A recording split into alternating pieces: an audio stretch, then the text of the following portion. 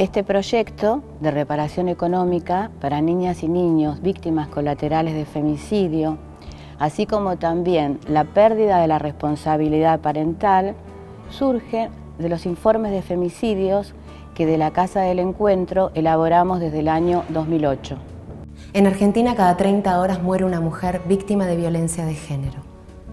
Por esta causa, en los últimos 9 años, 2.919 hijas e hijos se quedaron sin mamá. Más del 63% son menores de edad. Es imprescindible que estas hijas e hijos víctimas colaterales del femicidio obtengan una reparación económica que les permita acceder a una asistencia integral. A partir de allí, desde la Casa del Encuentro, comenzamos a pensar leyes de protección a esta niñez desamparada. Entre ellas la reparación económica conocida como Ley Brisa. La Ley de Reparación Económica para hijos e hijas víctimas de femicidio incluye 3 supuestos.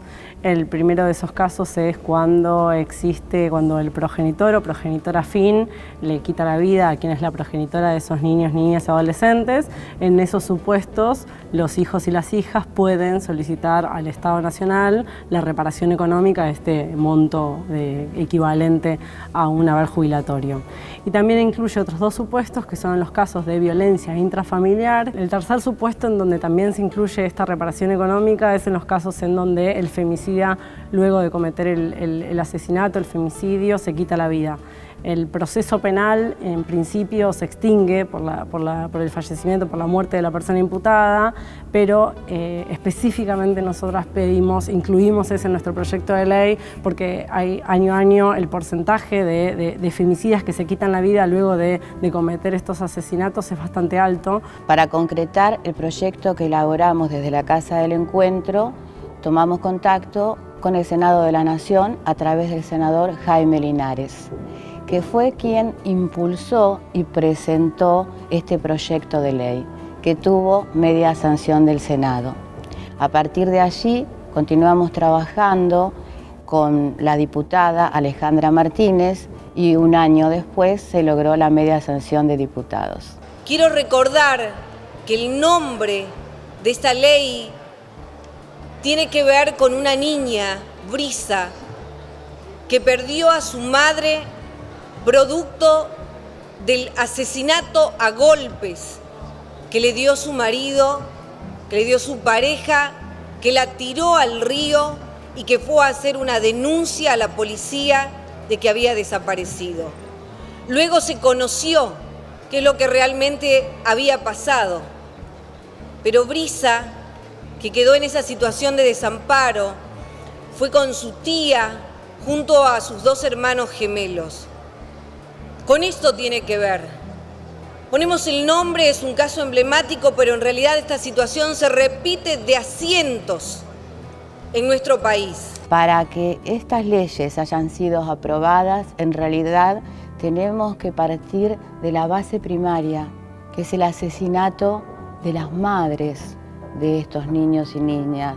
2.679 mujeres fueron asesinadas en 10 años en nuestro país. Fueron asesinadas, no murieron por accidente. Y en el caso de todos estos menores y estas menores, el asesino fue el padre. Por lo tanto, cuando hablamos de la Ley de Reparación Económica, hablamos, además de una reparación a nivel dinerario, también una cobertura integral de salud. Y cuando decimos integral, estamos hablando también de la salud psíquica.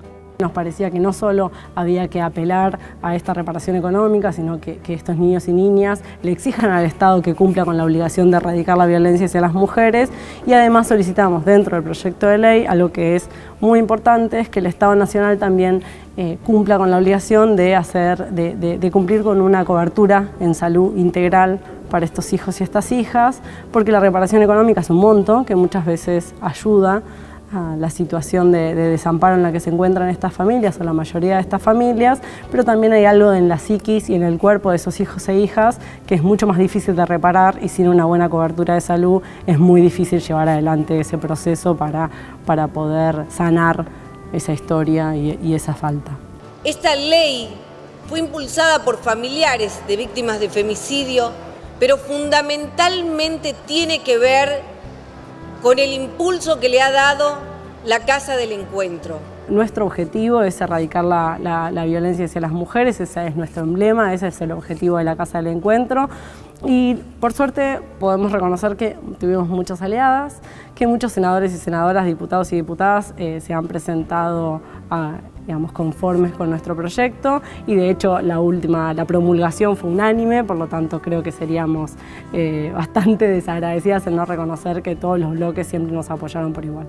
Por eso me parece altamente positivo que en ese sentido también haya primado el buen gesto y el trabajo transversal con todos los bloques para poder llegar a esta decisión. La intención que hemos tenido en el tratamiento de este tema tiene que ver con una lucha que hemos decidido dar contra la violencia de género y hacernos cargo como Estado de las consecuencias que esa violencia genera.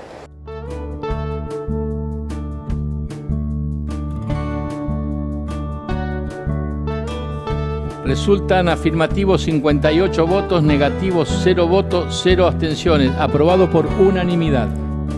Se comunica a la Cámara de Diputados. Corresponde votar, en general y en particular, el proyecto de ley despachado por la Honorable Cámara, constituido en comisión, expediente 27S17. Sírvanse a identificarse.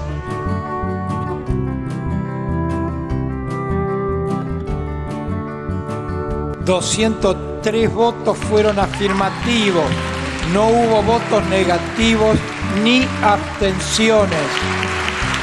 Resulta afirmativo por unanimidad. Se comunicará al Poder Ejecutivo.